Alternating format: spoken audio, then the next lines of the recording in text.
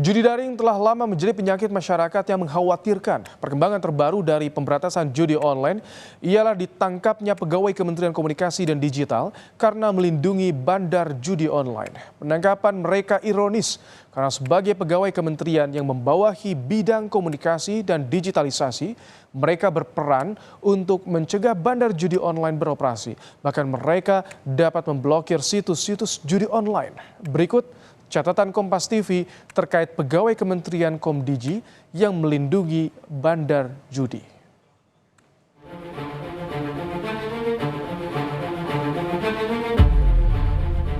Jumlah tersangka dalam kasus judi daring yang melibatkan pegawai Kementerian Komunikasi dan Digital atau Komdigi bertambah menjadi 14 orang. Dari jumlah itu, 11 orang adalah pegawai kementerian yang terlibat praktik judi daring. Jumat lalu, polisi membawa 2 tersangka ke ruko di Bekasi Selatan yang diduga menjadi tempat pengoperasian judi daring. Polisi menemukan 12 perangkat komputer dan fasilitas lain yang diduga menjadi sarana bagi para tersangka untuk menjalankan aksinya. Alih-alih memblokir situs judi, oknum pegawai kementerian ini justru melindungi situs tersebut agar tidak diblokir oleh sistem. Terkait penyalahgunaan wewenang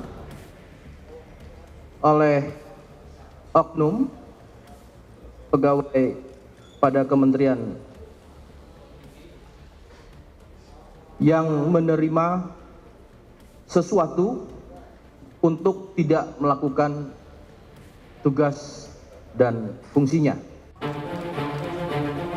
Salah satu tersangka judi online ini mengaku dari 5.000 situs judi online yang seharusnya diblokir, hanya 4.000 yang benar-benar dilaporkan untuk diblokir. Sedangkan 1.000 situs lainnya dijaga agar terhindar dari pemblokiran.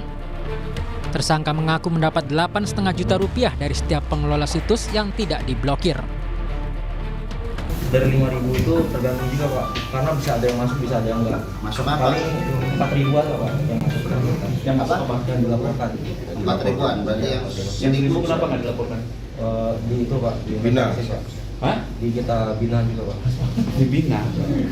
Di Bina itu juga Jagain Pak. Iya Pak, jagain Pak. dijagain. Dijagain supaya nggak blokir. Supaya nggak dapat blokir. keuntungan di situ ya. Di sini apa? Per webnya itu kurang lebih 8,5 juta. Selain menggeledah ruko di Bekasi, polisi juga menggeledah kantor Kementerian Komunikasi dan Digital. 4 tersangka dihadirkan dalam penggeledahan. Menteri Komunikasi dan Digital, Mutia Hafid, mendukung penuh penyidikan polisi. Ia mempersilahkan aparat masuk ke kantornya. Kita amat mendukung dan sekali lagi membuka pintu kepada kepolisian untuk melakukan jika diperlukan pengembangan penyidikan ke dalam, termasuk kalau memang harus masuk ke kantor kami di Komdigi. Bagi kami ini baik, sekali lagi sebagai upaya bersih-bersih agar kantor kami juga bisa menjalankan tugas dan fungsi yang diamanahkan Presiden dengan baik. Jadi tadi Presiden menyampaikan bahwa langkah-langkah sudah betul diteruskan. Kita saat ini kan melakukan sterilisasi di lantai-lantai yang terkait. Jumlah transaksi judi online terus meningkat setiap tahun. Pada 2021, transaksi mencapai 43,6 juta. Setahun kemudian naik jadi 104,8 juta. Tahun 2023, transaksi judi online 168 juta. Di tahun 2024, sejak Januari hingga Juni, jumlahnya mencapai 60 juta. Nilai transaksinya pun tak tanggung-tanggung. Di tahun 2021 mencapai 57,9 triliun rupiah. Tahun 2022 dan 2023 masing-masing 104,4 triliun dan 327 triliun. Serta pada tahun 2024 hingga bulan Juni mencapai 101 triliun rupiah. Fenomena judi online menjadi tantangan besar di era digital. Edukasi, penegakan hukum dan dukungan sosial yang kuat menjadi langkah preventif mencegah masifnya judi online di Indonesia. Tim Liputan Kompas TV.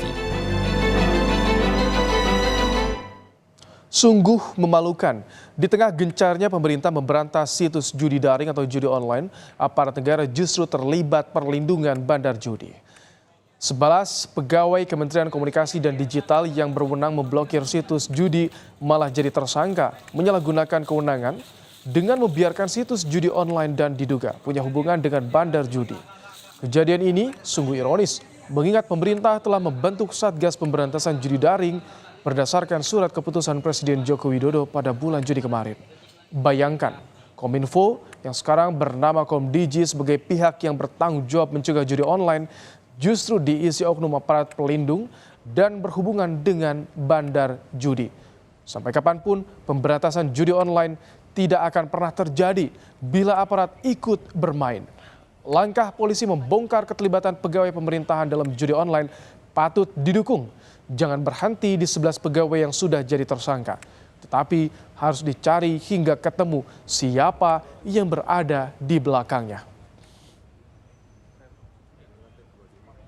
Demikian catatan Kompas TV. Kita jumpa lagi pekan depan.